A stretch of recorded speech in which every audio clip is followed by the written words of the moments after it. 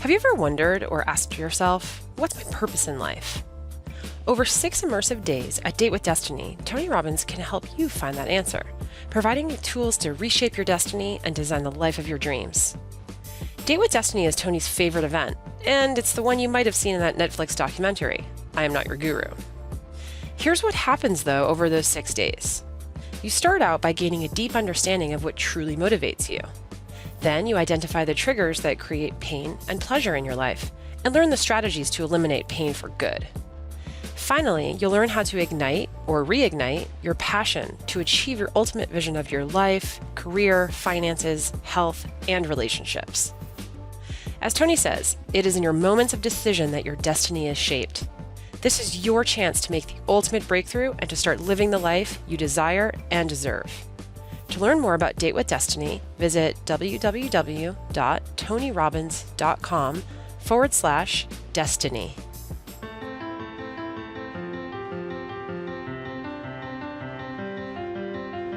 One of the most important decisions you can ever make is the person you choose to spend the rest of your life with. Yet so many of us make this decision with blinders on, ignoring some of the most glaring red flags. And it is these red flags that often become very real issues in the relationship and can lead you down a path of pain, suffering, and heartbreak. In this episode of the Real Breakthrough series, we're going back to one of Tony's most intimate events, where he's working with participants on building extraordinary relationships. While it may not sound particularly romantic, Tony shows us why love and passion are not the only things that matter when choosing your partner. In fact, he explains just why we must make a concerted effort to choose our partners consciously. And he even offers up the 3 most critical questions we must all ask ourselves when we're considering this important decision. Love is just not enough. It's vital, sure, and it's what life partnerships are built upon, but in the end, it's not enough. Because opposites may attract, but it's those with similarities that bond. And if you're looking to build a lifetime partnership, you must remember that the right person and the right connection are everything. Okay, so this one is not resolved. So my husband isn't here. He's deployed. He's in the Navy. And so our biggest disconnect, our marriage is in the death stage. He wants to separate and get divorced. A little emotional, so bear with me. So he doesn't want to have kids, and I do. It took him 9 years to tell me. And so I'm really struggling with the fact that I still really love him, and there's a lot of polarization. Traction is strong. There's obviously... On both sides? Yeah, both sides. So really struggling with the fact I know he loves me unconditionally, and he wants to let me go so I can have my desire. So really having a hard time with it. I understand. And what's your question? My question is, how do I... So I know I take myself with me wherever I go, and so I certainly don't want to... I don't resent him. I certainly want him to have his desire, but I guess I'm feeling like a failure. Okay. So I want you to hear where the challenge is here. She loves him, but the real issue is failure. Raise your hand if you hear this, right? So if you love somebody, what do you want for them? What do you want for them? Whatever they really want. Is it true? So what to do here is obvious. You know, I talk about this when I say, there's 3, if you're trying to figure out whether or not the person's right for you, people that are in that stage or reevaluating, you've been together forever, I always tell people to compare it, use the same examples if you were hiring somebody. I say there's 3 questions you got to answer. Question number 1 is, can they do the job? Let's pretend it's somebody you're hiring.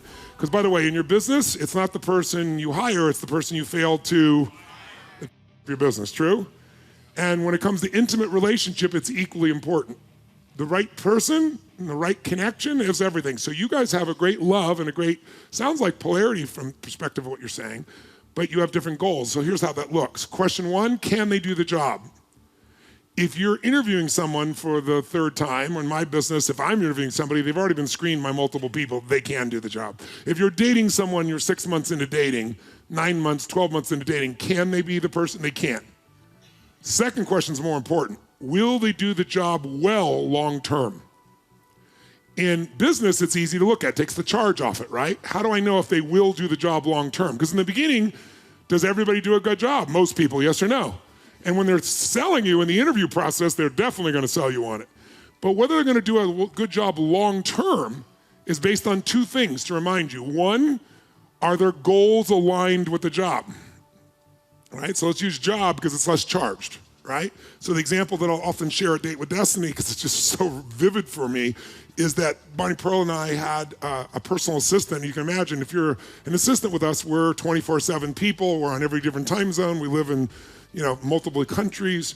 And so for a person of that nature to become part of our family, we had a woman named Lizzie who's still super close to us. She's extended family for us. But she was our assistant for almost 6 years, 5.5 years.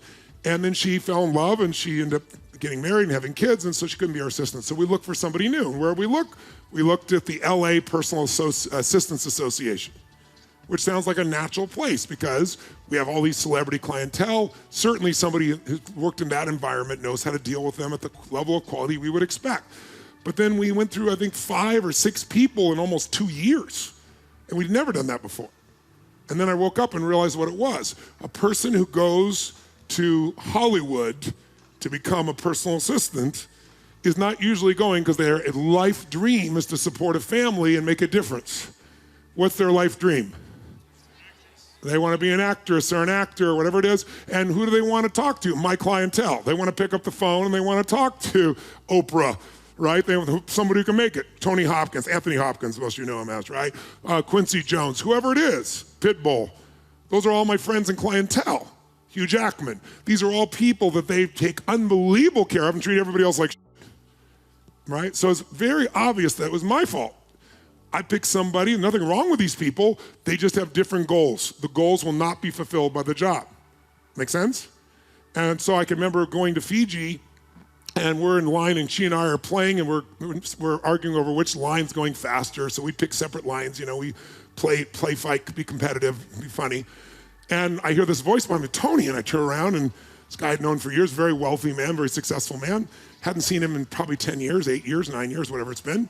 And I said, what are you doing here? And he said, what are you doing here? I said, well, I have a resort and I have a home here. Because I didn't realize that. I said, yeah. I said, what are you doing here? He goes, I'm on my honeymoon.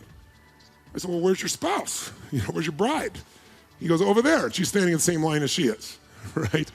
And so they're doing the same thing we're doing. Long story short, we're talking. I ask him how I met her. She's obviously a lot younger than he is. He's in his early 50s. She's maybe just about to turn 30, 29 years old. And I just said, well, how long you guys been together? And he said, 8 years.